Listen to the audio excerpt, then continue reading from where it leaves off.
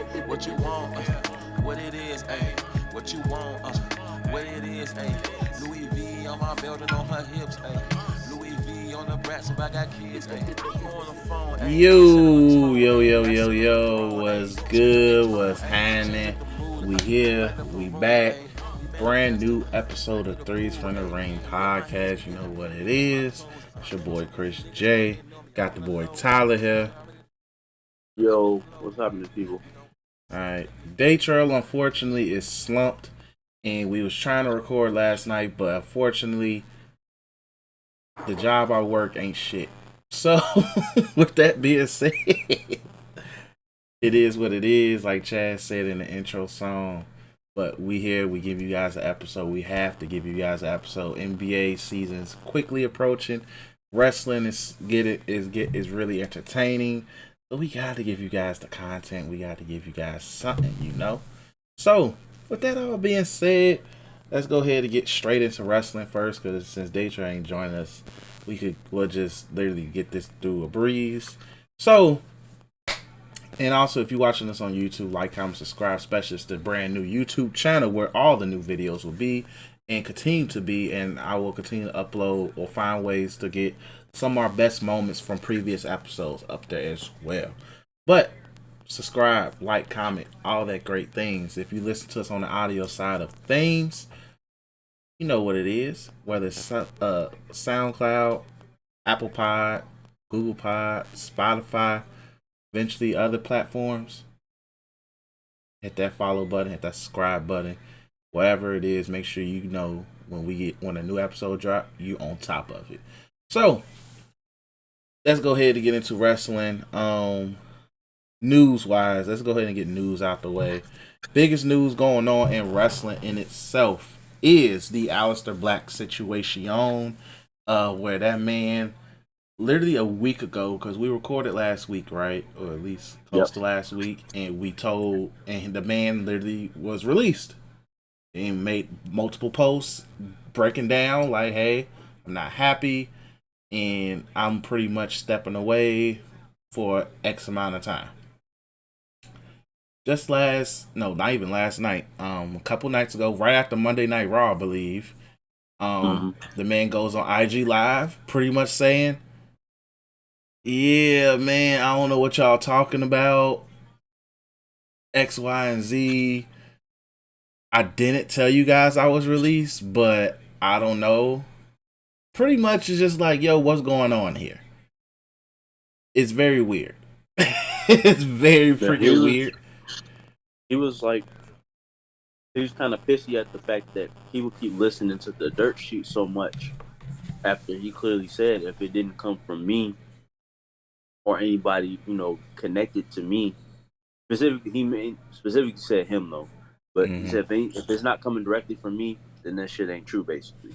Because what he basically wanted to say is he's not even released. He's just basically got time off. He said he's gonna be back with AEW. So apparently he's not leaving the company. He's just he's taking an extended break. Yeah, that's pretty much what he said in that IG Live. But factoring in the post where everybody pretty much it confirmed he was gone. And even when the dirt sheets even themselves confirmed it beforehand, he was released. It was like, what's going on? And then even immediately after, I think the following morning, it was a report where AEW is not letting nobody go from their contracts. You can have an extended break to figure life out, but you signed that shit in blood, my nigga.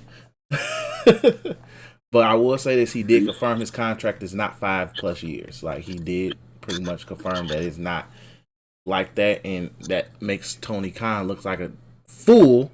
Let's just keep it real. Makes him look like a really head case fool in regards to. So is he implying that it's longer or shorter? Shorter.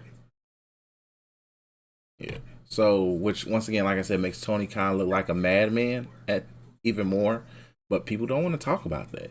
But it's an interesting case because Aleister Black is if there's one thing I respect is that he's very open, but this is one of those times where it's like, what's going on? Because even it was reported that Buddy Murphy was supposedly gone, and then it was immediately retracted and said no, he's getting time off as well. And then on top of it, that I heard from a couple other podcasts, primarily the A Show, where they said that reports that they heard that they might be back a lot sooner than expected,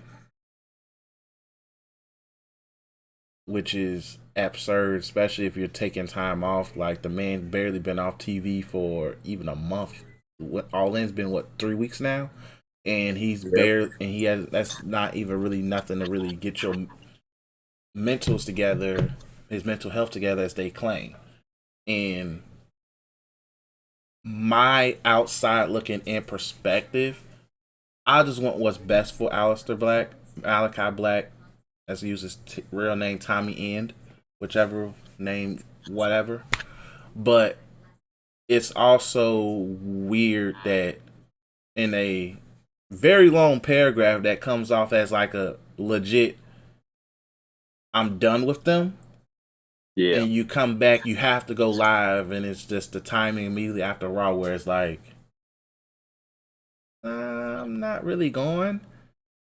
I'll be back soon. And it's just like, what's going on, you know? Especially what makes it even weirder was the fact that in we'll talk about the White Bunny situation as well that WWE is doing. That I'm gonna bring that up in the chat the other day. Yeah, that his lyrics was involved in the QR code of his WWE song, where and it was just like, I'm pretty sure when that got wind on the internet, and Tony Khan is like, what the fuck going on? You know what's going on? He probably called them and said, what is going on? Yeah, that's what I was about to also say too, because like you said, in the post that he made himself, it seemed like he was gone. It seemed like he was actually fully released, or the conditional release, whatever it was considered to be. Yeah. And then the IG post, he backtracks and was like, I'm not gone from AEW, I'm just taking time off. My first mind was, like you said, Tony Khan or whoever in charge of that situation probably told him, like, no, we still got you in the contract. You can't be telling people that you gone from the company or something like that. Which is weird. It's really weird, and I would say this is it's been rumors that he's been unhappy with AEW probably a few months after he signed. And then, like, I heard that he has lost a close friend, and even Selena hasn't been on WWE. They've been giving her time off as well, so to let her do what she has to do. And the thing that's really confusing me is when people were saying, "Oh my God, WWE's holding people hostage. How dare they? They're evil. Free Ali." All of that. Meanwhile, Tony Khan is trying to sign, pretty much is doing similar, and also just being a lot more shady with it. And I don't like that the energy isn't being the same. Like, yes, like, we never expected it to be, you know. You said what? I said we never expected it to be, you know, the same, because, you know, anybody, whatever they do, apparently it's the right thing. They're the good guy company or whatever. To, you know, to each his own with that. But it does seem shady, because at first they were like, oh, there won't be any, like, you know, like, what did they say in the beginning? Like, we're not gonna announce, you know, such and such got released, like how WWE would, or something like that.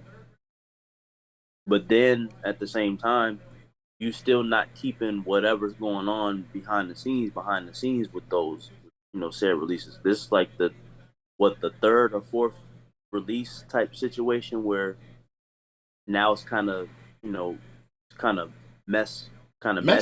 That's what it's what it is. It's messy. Yeah, it's messy. Whether it was the Big Swole situation, the Jonathan Gresham situation, which is still great. That's still foggy. Still under contract, isn't he? I don't know. That's really foggy. We don't know. Yeah, and then Wolves got the boot.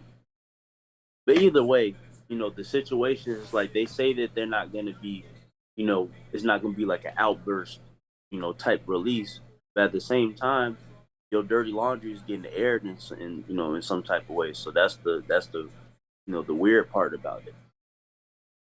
And Pretty much. I would honestly hate to hear, because Aleister Black, he's vocal, but he's not the type where he's like, oh, F such and such, because he even said he's not, with the whole tribalism thing. He's, that shit's goofy. But at the same time, I would hate for him to hear it's like, yeah, like Tony Khan, he kind of do business, kind of funny, man. They do, and just it don't help that how the dirt sheets wrestling journalism as a whole. This is just one of those.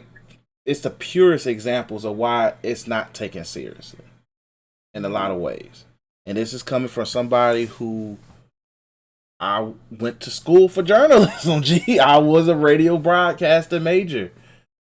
How a lot of wrestling media works is disgusting.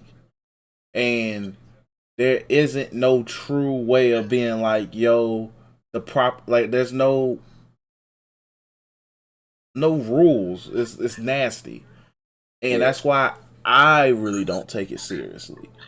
And like you would think somebody who's been in the game for as long, like Dave Meltzer, would have done a way better job at making it seem taken a lot more serious. Like, yes, wrestling is more of a cult following than like a mainstream following.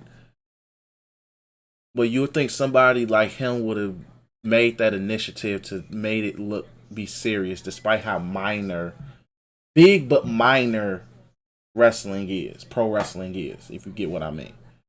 But that's the thing. It's like I feel like those like guys like Meltzer and some of the other guys that's underneath him. I don't feel like they don't care about it for the sport, as a whole. I think they care about the glory for themselves, like being the first guy to like break this news and break that news. And not even just breaking it, but like just speculation of it. It's like you're breaking speculation a lot of times.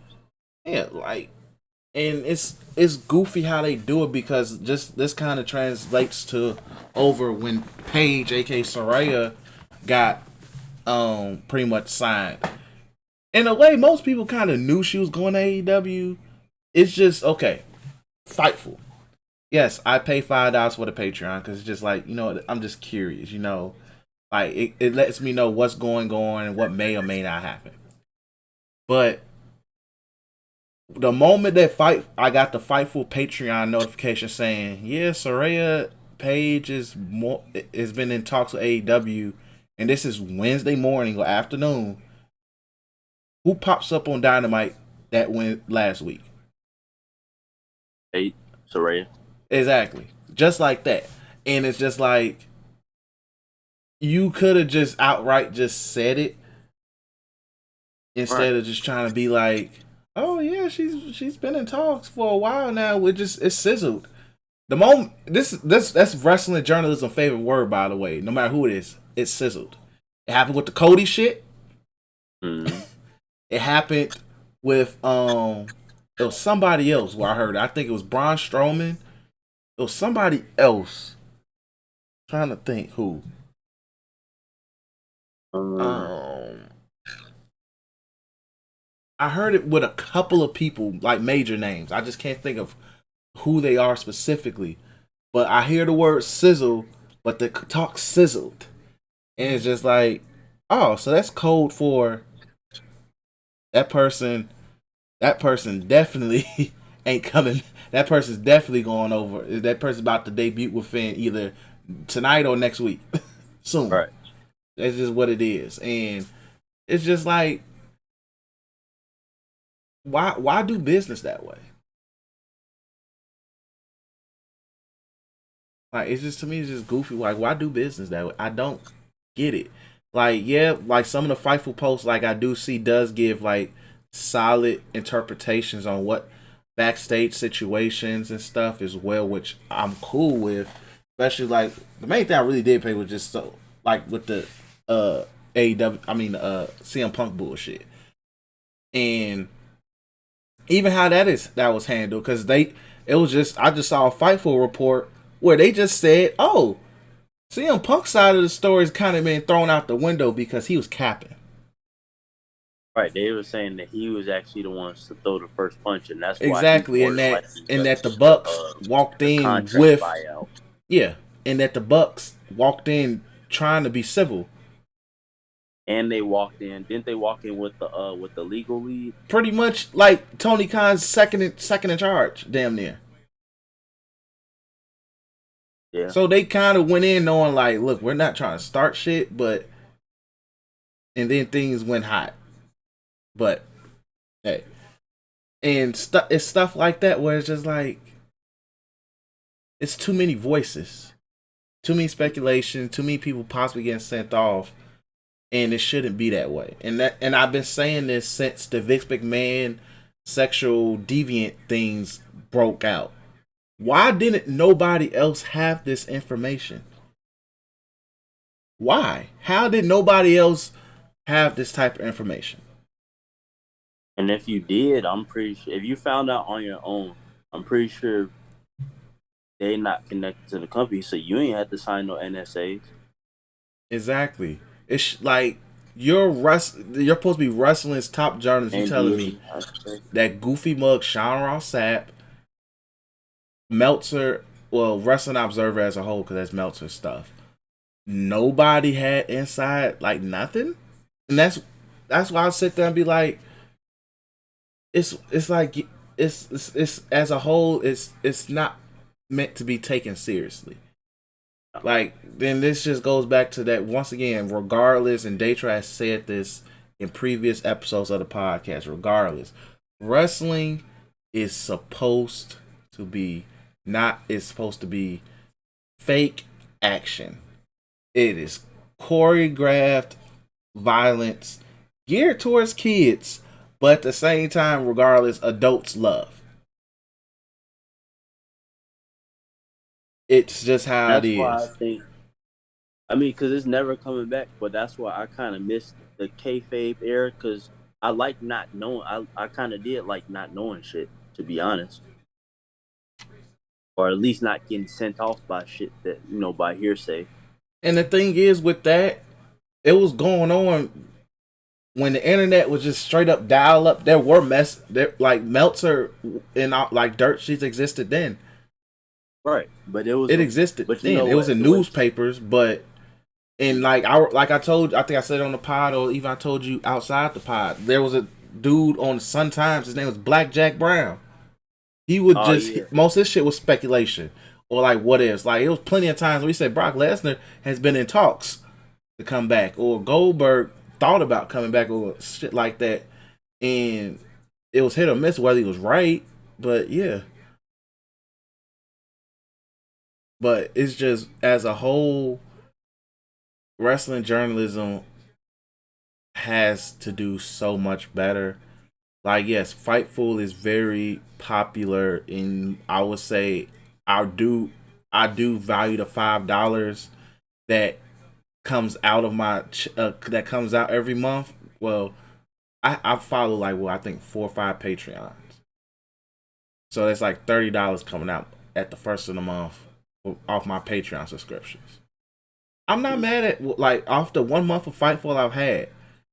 I kind of actually appreciate it. I don't like I will call it it was a good investment, because content wise it do open up about a lot. Do they hit on certain shit? Yes. Is it a lot of it speculative? Yeah. That's why I don't post all the shit that I get from it. Really don't. But I would say it's worth the $5. But at the same time, it is people who use that $5 and take everything that they say is bond. And that's where the issue becomes. That's what Aleister Black was getting to. It's like you can't believe every single thing that comes out from a lot of these people. Maybe not Fightful, but anybody else. It's like Especially guys like what was dude that still ain't got the Sasha Naomi situation figured out? Oh, that Raj. Raj Gary dude. I'm sorry, that dude is he's. I'm waiting for his downfall. Like, just the moment that they come Cause back, he always backtracking on some shit. I'm like, dude, just stop saying shit. You don't know what the hell you're talking about. and like it's just and the unfortunate part is just that they protect like the ones who are known, they protect each other so freaking well, and it's nasty. Like, yeah, it's journalism. Like, in that circle, I get it. You do want to protect one another, but But it's just knowing that y'all are lying about some stuff, because some of them have lied. Like, lied. come And on, I man. would say even lied, but to even an extent, they don't. A lot of them are too prideful to say, "Okay, I was wrong." Yeah, that's the biggest That's thing. that's It's my like you can biggest thing. admit Is when you was like wrong. At the when least. Meltzer said, "I don't know when Cody coming back." Honestly, I don't know. Honestly, I heard talk sizzled, and then Cody pops up on Main. He said, "Well, I never didn't say." I'm like, bro, what? Just say that you didn't know. Just say you didn't know, or you. It was like, bro, for It's a everybody, but surprise to me too. Shit. like, dog, it's like it's nothing. Like, even when Waj and them get shit wrong, well, even then they don't. They're very cautious And before they then report basketball is certain a little bit things. more different because they can actually go and speak to these guys. Yeah, but Unlike the wrestling community, a lot of a they lot of big names don't want to speak to these guys. no at all, and they Rightfully so. shouldn't.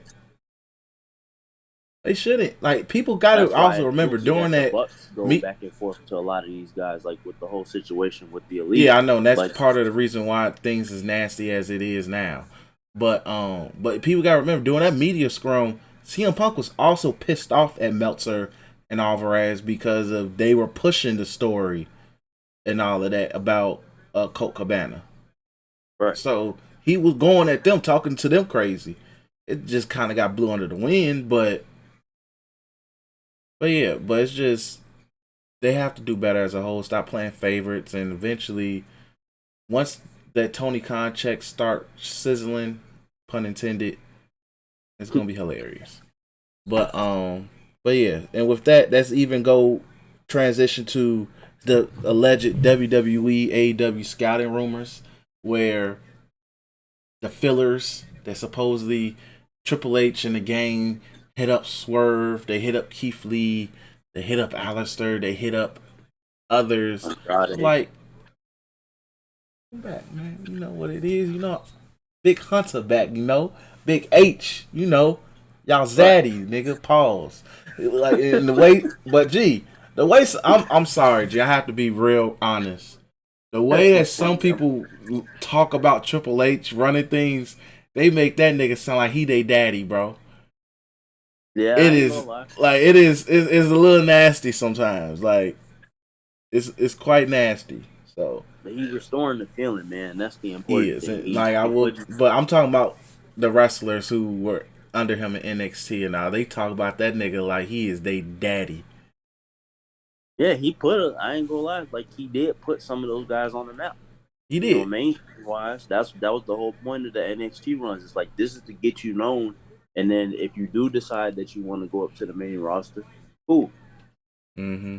But point being, Man, fuck your daddy, man. but, but anyway, but what I was saying, but pretty much, and that just led to once again Tony Khan getting. I swear, this Tony Khan up there too. Triple H is that nigga daddy too. Because You don't even know it yet. that man's been pressed ever since like that man took over and just been like, is He but the been thing mad is, ever since the All Out situation. He was mad that they booked two events that same weekend. It's like, you've been mad ever since, but it's like, bro, who cares? right, Like, you still bro, have to put on the you got to best product that compete, you feel like that you could put on, regardless. bro. The damn Super Bowl could be there that weekend. If you booked it, that's on you. Exactly. Like, that's too bad. And but G, in WWIG, they have to, bro. They're competing with Monday Night Football right now, bro. You have to compete with Monday Night Football, and they And that's an still L that holding you their just gonna have to own, hold. huh? I said, and that's just the L, an L that you just gonna have to hold. You can't Exactly. do And nothing about WWE that don't care. They football. do it. They do it. They make it work. They the ratings are still respectable and never drop past what. But they know that Raw has to be a lot better during football season so we can keep our viewers. Because regardless, they don't matter who's playing on Monday night. It could be the goddamn Detroit Lions and the Redskins. Guess who's watching football? Probably a lot of America. Plain and simple. So, point being, Tony Khan got to eat that L. But either way, Triple H been that nigga daddy for the past couple of months too. But there were reports. Keith Lee pretty much outright said that no. Like there was reports that Keith Lee got calls and he said he don't want to come back because he didn't like how Mia Yim was treated. And I'm like, where the hell is this coming from? And then Keith Lee even said like, for one, that was cat, but it is what it is. But that's me saying it as a black man and not how Keith Lee talks as a super intellectual black man. So, Oh, you talking about that tweet that he put out? Yeah, where he said like, I don't know where this is coming from, but Yeah, okay. he was another one. He said that didn't come from my mouth. He never said nothing. Especially the thing that made it weird was I'm like, Mia Yim was mistreated. And that was a big issue over the summer. It was like, especially when the Sasha and Naomi situation came up, everybody was speaking for them like they had spoken to them in person and all. That's a huge issue. You can't be speaking for grown. People need to stop speaking for grown strangers that never they don't met know. in your life. Stop speaking for grown strangers that you never met in your life. Stop it. I don't care. You are all grown adults. Stop that shit. That's the nastiest part of social media that makes me so upset now. Is that. But yeah, Keith Lee had that right. Say like, huh? Swerve. I'm not. They said that Swerve was approached. I'm not surprised, and Swerve rejected it. Mainly reason I say I'm not surprised. I believe the Swerve was approached was because of Hero coming back. So it's just like, hey, do you want to come back? But Swerve has also been very open that he kind of had to fight for Triple H's attention, which I'm like, bro, everybody did.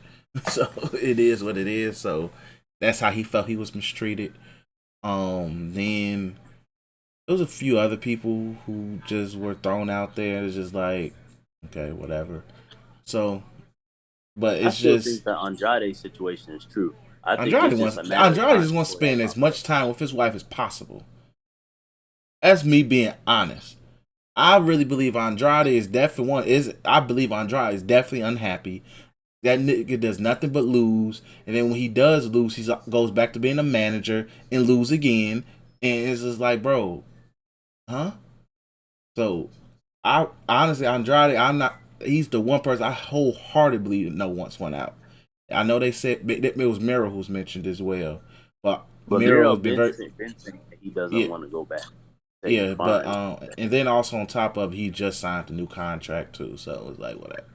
So, but yeah, so it's just but it's just it's hilarious because just like, bro, it's really hilarious just seeing people be pressed over this. It is what it is. Like Triple H, niggas' daddy's back. Niggas' daddy is back, and they want to go home. And I know it's disgusting. They daddy back, and some people want to go home. And Tony Khan's like, no, please stay with me. And it's just like, bro, daddy back. I ain't gonna lie. I think the Buddy Murphy situation, I think he's just waiting for that. He's another one who would go back if he was to be let out of his contract. And I think that not that we know anything, it's all speculation on our end as well. But I think Buddy Murphy leaving or not being able to leave is a bargaining or a piece in the puzzle with the Aleister Black situation, because I think one is gonna follow the other. So they work with each other like that. So yeah. And it ain't no House of Black no more if Aleister leaves anyway. The funny thing is, I'm like, we even said it last week. I'm like, it's about, because when we say Aleister Black, it's about to be the House of Buddy or House of Kane, because they can't use, because when you think of Brody, you think Brody Lee. That's why I really wish they would just change Brody King's name. I'm like, bro, change his name, please. But yeah, it's just that whole situation is just weird. Niggas like, bro, if mugs want to go back to their daddy, they gonna go back to their daddy, bro. It is what it is, G. So, that's it for news. Oh wait, oh fuck, I'm gonna skip this. War games. Yes, war game. We've been calling for it. We've been saying they got to use it this year, man. They got to. And what do you know? What was it, about a week ago? Yeah, after we recorded last week. We're gonna have 2 war games matches, and it's gonna be storyline driven. So it's not just gonna be a SmackDown versus Raw type of thing. Even though that could have been fire in itself, but the storyline driven version is gonna be much better because that means we for sure got to get the Bloodline versus whoever in there. Mm-hmm. And I think the other one will probably go to the women's. Yeah, of course. I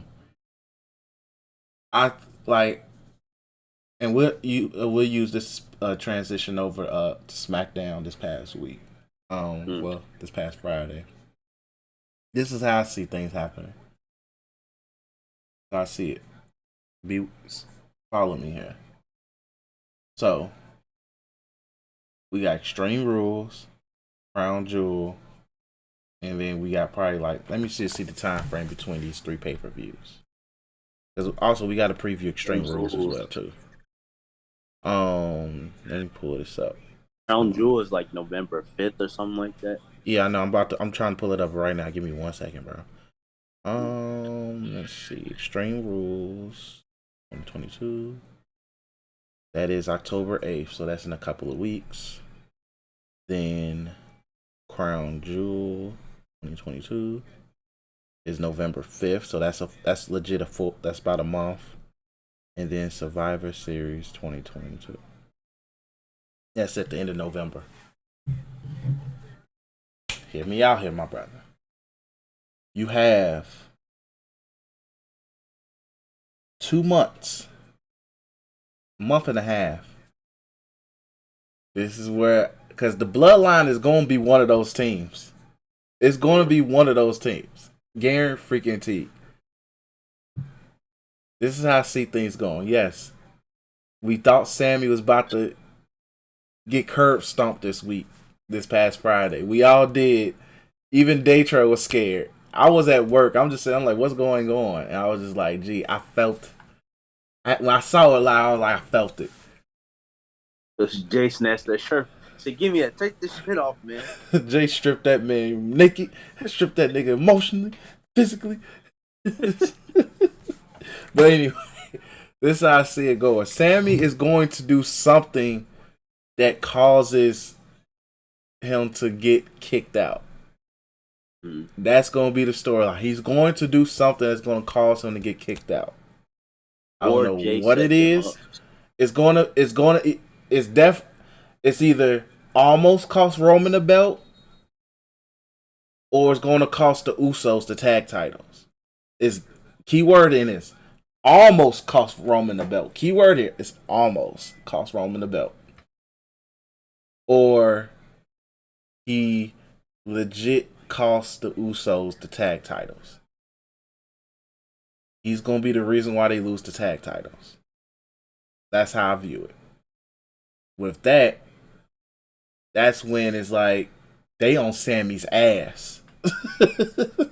They on his ass. So you have a month and a half to book this. This is how I view it. They're gonna be on his ass. I don't know when it happens, but he's going to do something to literally cost the Bloodline one of the titles that they carry. And literally, Sammy's gonna have to recruit a team to protect him, and literally, but also at the same time, they're not gonna. It's like the purpose of this War Games is to get Sammy so that Sammy is officially out of the Bloodline.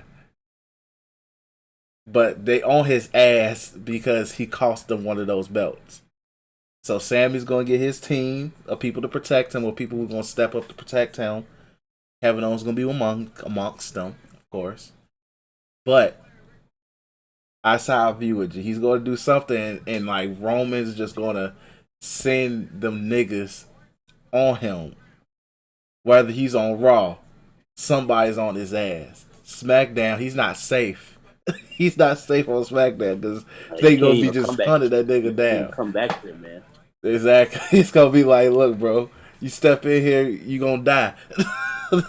Like that's how I would view it, G. That's how I want it to be seen and viewed. And just that over each week we just see Sammy just like trying to get people to help him. And yeah, that's what I want it to be. So anyway, that's one of them. Women. I think we already know it's gonna be Team Bianca versus Team Damage Control or something like that. Like that's how I view it, something like that. Or if they want to be real, look, let's just be real. If Sasha comes back to work, give me the 4 horsewomen versus the new horsewomen. Streets need it, nigga. Like, Streets need it, nigga. I know it's not really. I don't know how you gonna get that storyline going, but the streets fucking need it. The 4th horsewoman versus Bianca and the new horsewoman. G, give me that. But it is possible that they could show up at that show because it is in Boston, which is Sasha's hometown. And you could do it. You could set it up where. Because it would be damage control +1. Because I think you had to have 4 on each team. And hope they up at the 5. Bianca, up at the 5. Fuck it.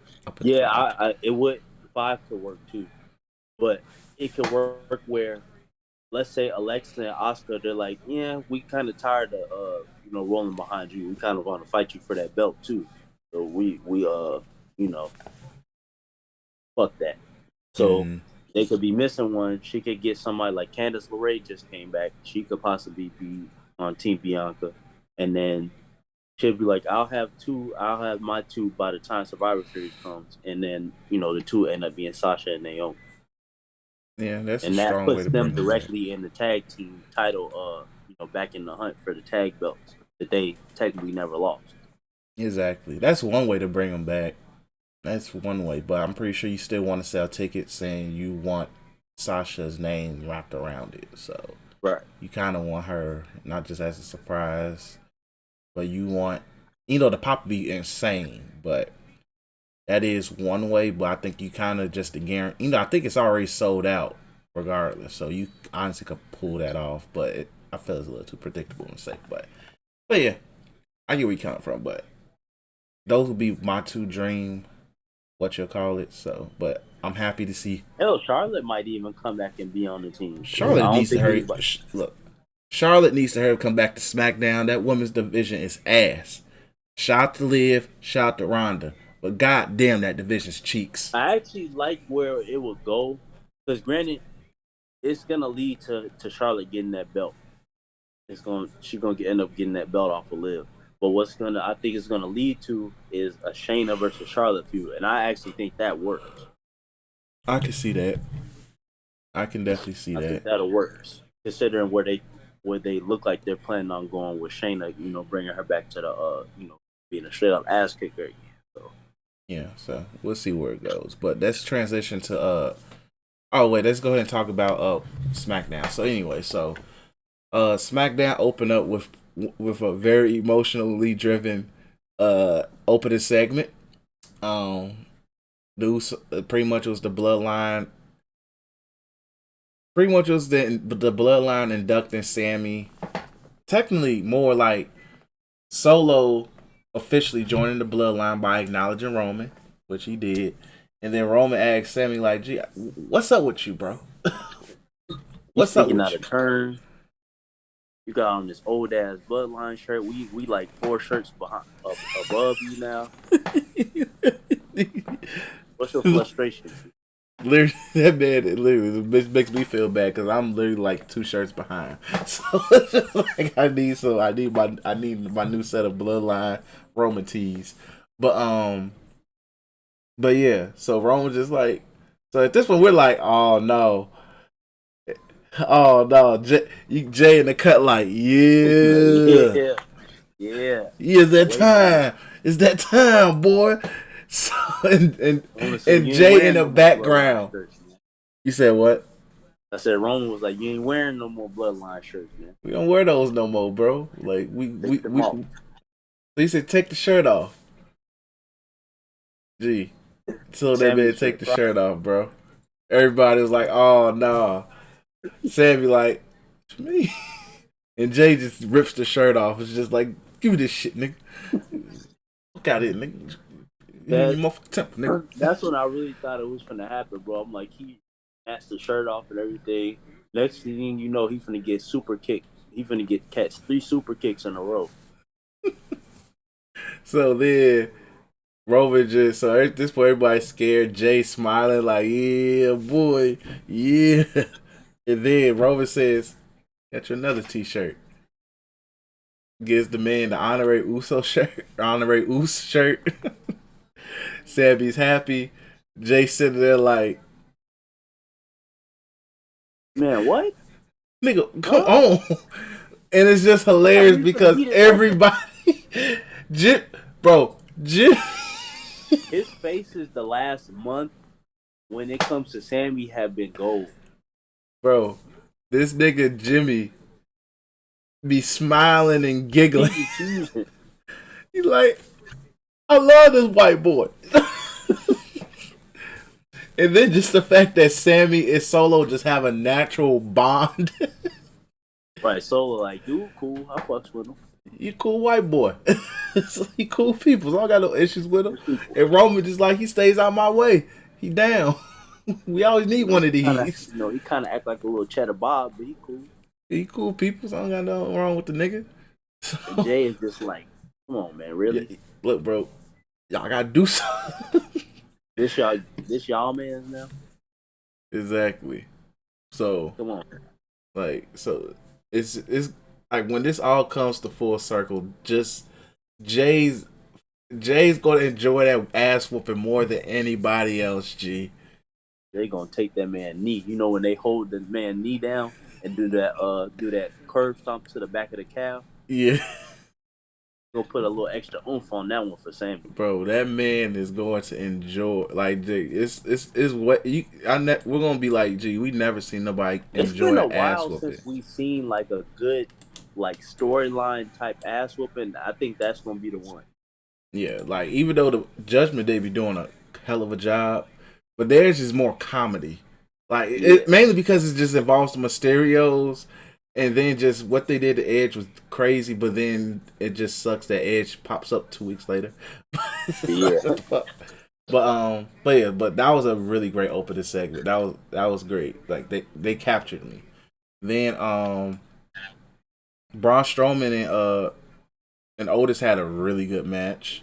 Yeah, really good match. I enjoyed that. Yeah, that was a really good match. Then I'm not gonna lie, I'm probably late. But I'm seeing what people were saying about Otis about a year ago. Like, for real. 2 years ago. 2 years ago. Damn, I guess I'm super late then. But yeah, I do see, I kind of see it now. Like, I do kind of see, obviously, because of the size, you get the Vader comparisons and stuff like that. But in ring, he actually, he floats. He puts on, excuse me. He does, he does his thing in there. Yeah. It's just, and then it helps being with somebody. Him going heel help flesh him out more. A lot. So, yeah, it helps. And that's just one of those crazy things. Like, it just shows he could be a good as both. It's just, I'll be interested to see how this current iteration looks as a face. So, but yeah, they had a really good match. Liv beat the dog shit out of,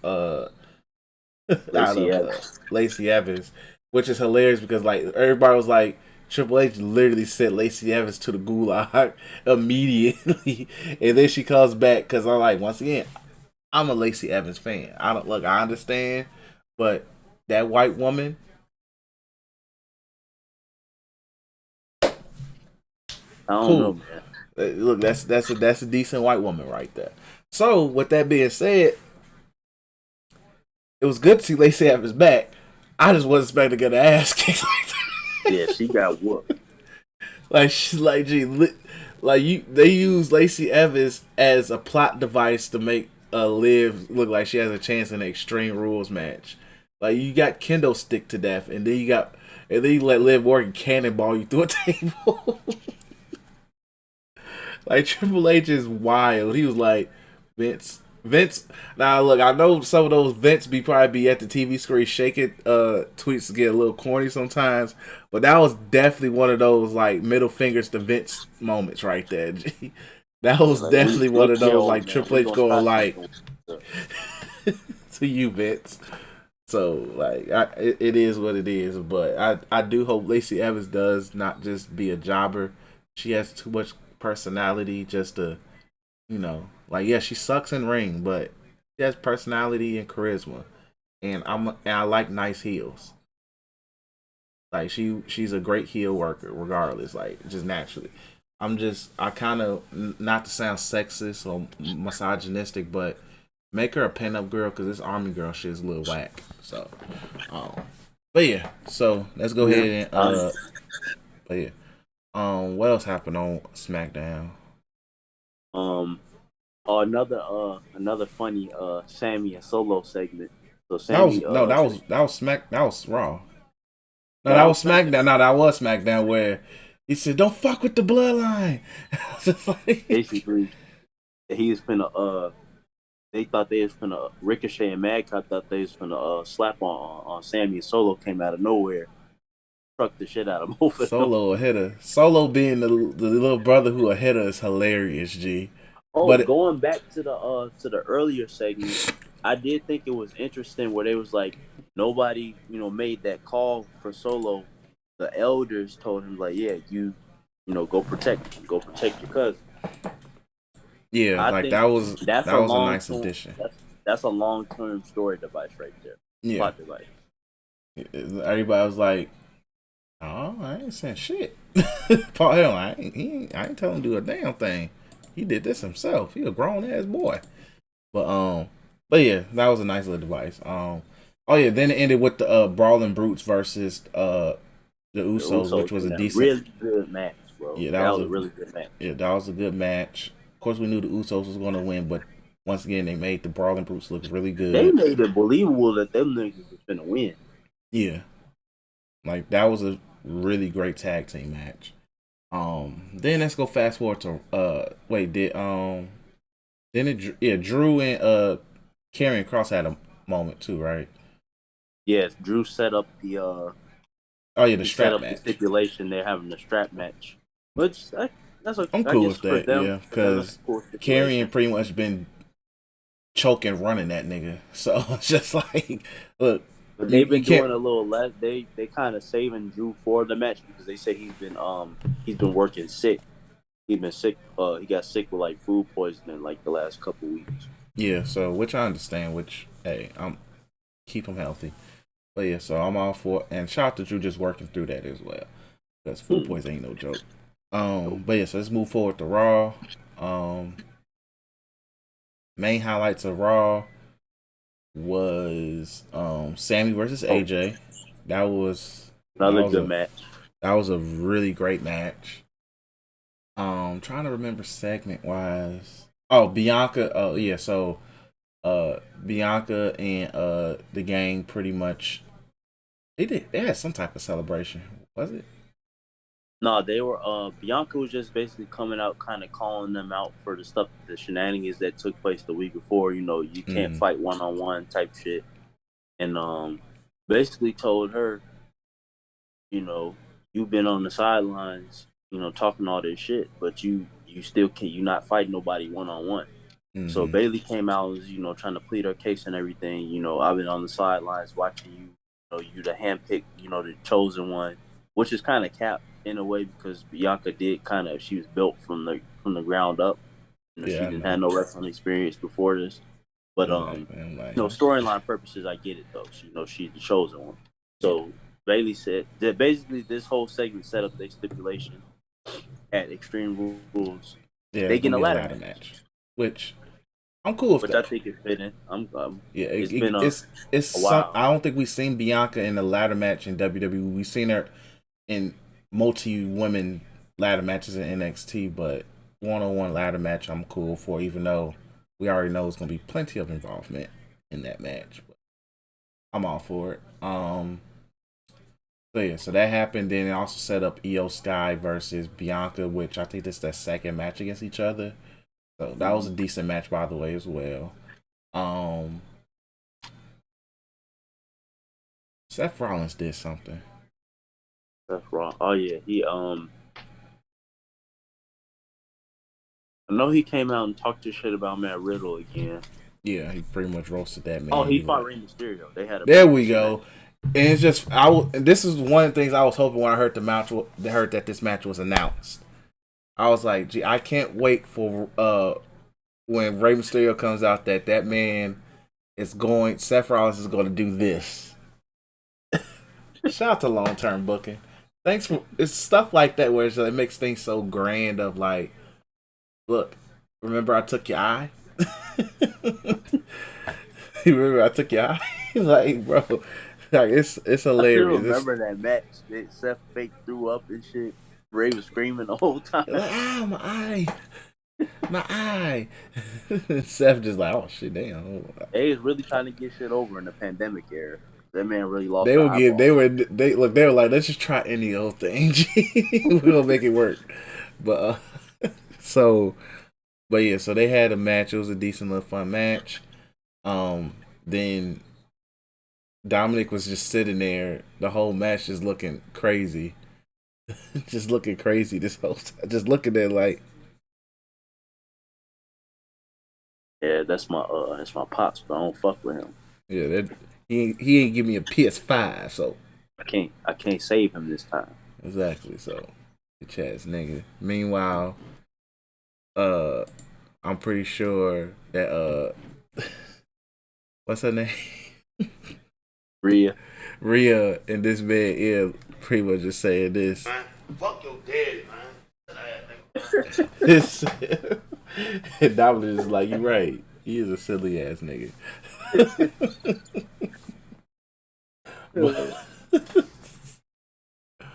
Oh man, but yeah, so they had a cool match. I think Dominic and Rhea got involved. No, Rhea pretty much slapped the shit out of Ray. Yeah. Look, at this point, Ray has to fight Rhea. G, he has to. It's a believable enough match. It's a believable enough match because Rhea has already manhandled him enough. It's believable enough where Rhea can hold her own against this nigga. Give us the match. Give us something, please. Please, like, it's okay. Yeah, so that happened. Then Bobby Lashley and Matt Riddle had a little talk. Pretty much Bobby saying, hey, look, we both MMA fighters. We fought in the cage. Seth hasn't. You got this. So that was a neat little thing to continue just so Matt Riddle gets some TV time and Bobby. Miz pretty much got choked out again. Look, Miz having a security force called the Miz Force, and it pretty much made them niggas sound like Tom Clancy, army of Tom Clancy Splinter Cells. It's just like, bro, they did nothing. They did absolutely nothing, and then literally just Dexter Lewis dressed as a goalie covered just to choke that man and cuddling him afterwards. It's just like, gee. That's the part that be killing me. He's like, how you cuddle somebody after you just choke them out? Like, that's a sicko. It's a sicko. That's who. So I'm glad we still don't know where this storyline is going yet. Me neither. It's just funny him coming out and choking this man out there. Yeah, I need something. Miz just has to ask why at this point. I don't think he asked the why yet. Like, he needs to ask why at this point. But I think it will lead to Miz versus if it don't happen Extreme Rules, we're definitely gonna see it at Saudi, I believe. So because you eventually have to make this payoff eventually, because you can't keep choking the man. Like, Miz has to get a W eventually. Right. He has to get at least one out, and whether it's in ring or just in a segment, he has to get a W because the man can't keep getting choked out and kidnapped, bro. He just can't. But It's the thing, a grown man getting kidnapped on TV. exactly, knowing that man has a TV show that probably airs immediately afterwards. Yep. Even though Miz and Mrs. is currently on season hiatus, it's still, it'd be funny just like the episode Raw ended with him getting kidnapped, and then you just see this man saying, "Hey, it's the Miz." I'm just like, I just saw you get kidnapped, my boy. Like, yeah, I know this was recorded months ago, but it's just like, Still. also, I hope they need to do on. I know it might be, and though it's a very much a scripted reality TV show, you have to kind of give us. I need an episode of Biz and Mrs. on the next season of just like Maurice being concerned, like. I just need it. And even just his daughter's reaction, like, "Where's Daddy?" He's like, and Maurice just looking for, like, "I don't know. He's kidnapped." And it's a cutaway. He's choking that man out in the garage. Exactly. It just like I need it. The streets need it, bro. But yeah, so that happened, and then what was the main event? Oh yeah, so before the main event, we got a pretty decent tag team match with Gargano and Kevin Owens versus Alpha Academy. It's a pretty good match. Yeah, that was a really good match. And also, Candice LeRae debuted too. So Candice LeRae debuted because originally watched Nikki Cross.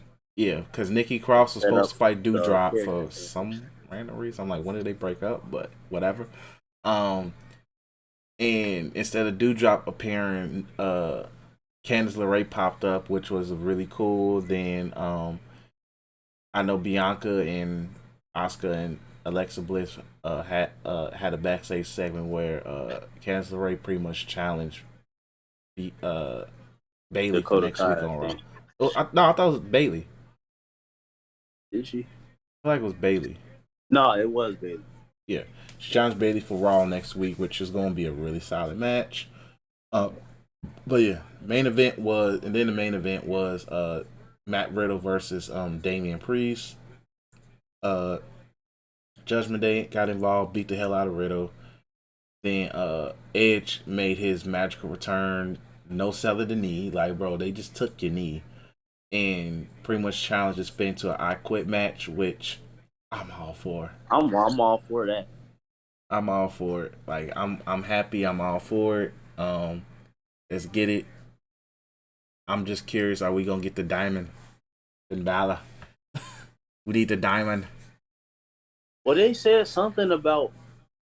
What did they say? They said something about like the demons not here or something like that, or like he's always the demon or some shit. So I don't know. Maybe he pops up. I would hope.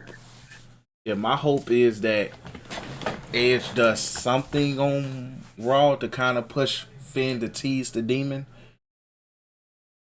I think that would be best. I mean, they should, considering we got him last year at Extreme Rules, and that, for the most part, that match was good. That was the one where it took an act of God for Roman to win, right? Yeah. Gee, I gotta find that tweet because that tweet was busting on our Twitter for like a couple of weeks. Gee, people like all I said was God said make sure that Balor don't win. It's like, right, bro. That tweet was busting for a good couple of weeks. No demon shall prosper or some shit. Like, hell no. God was like, not on my watch. But yeah, so I will hope that the diamond appears. I would love to see the diamond. So that'd be cool. Then so yeah, that's how Raw ended. So but real quick, let's look at the current Extreme Rules card because I don't think much else is getting added at this point. It's 5 matches. They might add one more. We'll see. We don't know. When is Extreme Rules? We still got another week. That's the 8th. October 8th. On a Saturday. That's 2 weeks. No, I think it's a Sunday because no, it's Saturday. The 8th is a Saturday. It's a Saturday? Yeah, the 8th. because they're doing Halloween Havoc as a full takeover this time. It's not gonna be a during the week special. I think. Yeah, that's not my So maybe problem. maybe that's Sunday. Then. No, it's Saturday. I'm looking at it right now. October 8th. That's a Saturday. No, I mean I'm talking about Halloween Havoc. Oh, fuck that show. I don't care. At that, look, I'll pay attention when it's time. So, but no offense to NXT 2.0. I mean NXT, but fuck that show right now. Well, fuck Halloween Havoc. But anyway, so current matches we have. This is honestly a strong 5-match card. Like if you Shout out add to Triple H anything, actually giving the entire card stipulations. Because last year it was only one match with stipulation. yeah, I know The that last was the couple issue. years in like 1 or 2 matches with stipulation, which Yeah, is stupid. That's I'm- where I was getting at with the stipulation pay per views. It's like if you're gonna only do one match on the card with that stipulation to promote the show, that's dumb. it So is. shout out to Triple H for restoring extreme rules. Yeah, I give him that, and also I kind of hope that Triple H, at least once again next year, I think we're really gonna see Triple H have his hand over the product. I'm hopeful that he do kind of limit to we only get 1 or 2 themed pay-per-views. If you get what I mean. Like, I'm cool with Hell in Cell. It's up to Triple H loves Hell in Cell matches. I think he keeps Hell in a Cell as a pay-per-view. And I think Money he in the keeps Bank Extreme. technically doesn't count now. Money in the Bank don't Money in the count. Bank is kind of one of the staple pay per views now. So Yeah. So it will really be Extreme Rules and Hell in a Cell to me. Yeah, I would just make it those two as your 2 match themed pay-per-views and just bring back classic names, bring back Unforgiven, bring back Vengeance, or just make up new names, So, but yeah, so let's go ahead. I think Look at next year he'll be like fully fledged into it. Yeah, so we'll see where certain things change. But let's go ahead and look at these. So Liv Morgan versus Ronda Rousey in an legit Extreme Rules match. I have Liv winning. I do too. Strangely, I think that they're not pushing her. They're not pushing this extreme version of Liv for no reason. Yeah, you have to do it to give her a chance against Ronda, but also let Ronda be Ronda without limiting her. So, and if you are going to bring back Miss Charlotte Flair, this is probably the way to do it while costing Ronda. So it sets up at Saudi a triple threat for the women's belt. That's how I kind of view it. So, yeah, I can see that. Yeah, so I have Liv winning with Charlotte winning. Then we have Matt Riddle versus Seth Rollins in the fight pit. Matt Riddle's gonna win. Yeah, Matt Riddle has to get his one. And he has to get his win back. That's something for him. Yeah, so Drew versus Karrion Kross in the strap match. Drew wins. You gotta keep Drew looking strong. And all of that. So I think Drew wins though. Bianca versus Drew wins, but they find a way for him to get choked out again before they move on to the next segment. Yeah, we'll see. But I think Drew wins decisively though. Bianca versus Bayley. Bianca wins. Bianca wins. Yeah. If Bayley does lose, it's going to be because of shenanigans, but I don't see no reason to take the belt off Bianca. I don't see no reason to take the belt off her. Like, Bayley is hot right now, but if Vince was in charge, I would probably say Bayley wins just so they get we got the photo shoot of damage control with all the belts, but you're already trying to figure out a way to get the bloodline belts off them, plus unify them. So don't do that with another women faction being dominant, So yeah, there's no need to. But Bianca's going to win. I believe Bianca wins, though. Also, is Becky still being promoted for this show? Because remember, she was originally on the Yeah, the but poster. she's injured still. I think they changed it out by now at least. But if Becky does, I wouldn't be surprised if Becky does return if she's healthy. Yeah, Like I said, separate shoulders. I think they said that's minimum. who I was thinking of for Survivor Series too. Becky probably end up being in that War Games match for sure if she's healthy by then. But they said separated shoulders can range from a month to like 4 months plus. Depends. Yeah. Everybody heals differently. Shoulder injuries are tricky. So, then Edge versus Finn Balor in an I Quit match. Finn wins. Yeah, I think Finn wins. I think that it's a more of a decisive win though. I don't think it's a whole lot of Judgment Day in it. They're gonna be involved regardless, but I think Finn has to get this one, especially if he's the demon. He gets this one off by himself. If he's the demon, I think it's gonna be decisive. But if he's not the diamond, then it's going to be some Judgment Day shenanigans where like Ray, like they about to unmask Ray or some shit, and Yep. I was actually thinking about that. like you have to Edge put. is not gonna be like they're not gonna be able to forcefully make him I quit. I think he'll pass out. He'll choose to pass out before he actually say I quit. Yeah, like they will pull some shenanigans like Ray's about to get brutally injured or they're gonna unmask him if he doesn't quit or something. So that's how I view it. But yeah, but I think this is a strong That's card. gonna be a fun match. Yeah, it's definitely gonna be a fun match. But this is a strong card. I like this card. It's a really strong card. I love it. If you want to add another match, which they probably will, we'll see. You can easily get the Gunther Sheamus. Well, no, that's been confirmed to be the season premiere. Yeah. So, damn, bro, give us the Brawling Brutes versus the Imperium then in this match. Just throw it on the card. That's next for sure though, because they were the ones that kind of got involved. Just throw it on the card, G. Just give us the Brawling Brutes versus Imperium, G. Just put it on the card just because. So, but yeah, so overall, I like this card. Let's go ahead and wrap the wrestling portion up with that.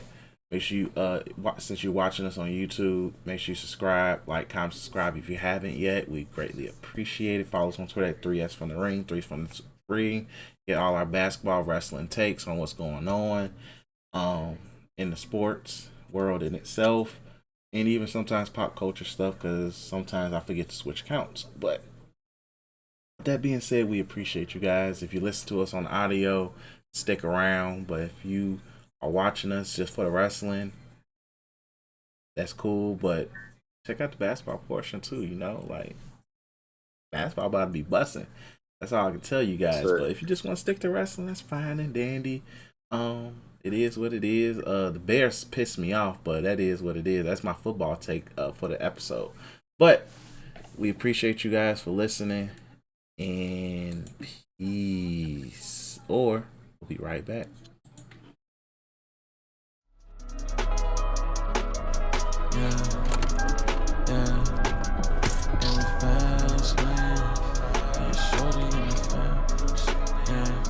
Shorty in the fast lane, yeah. Shorty in the fast lane, yeah. Shorty in the fast lane, yeah. Shorty in the fast lane, yeah. Shorty in the fast lane, yeah. I be thinking back.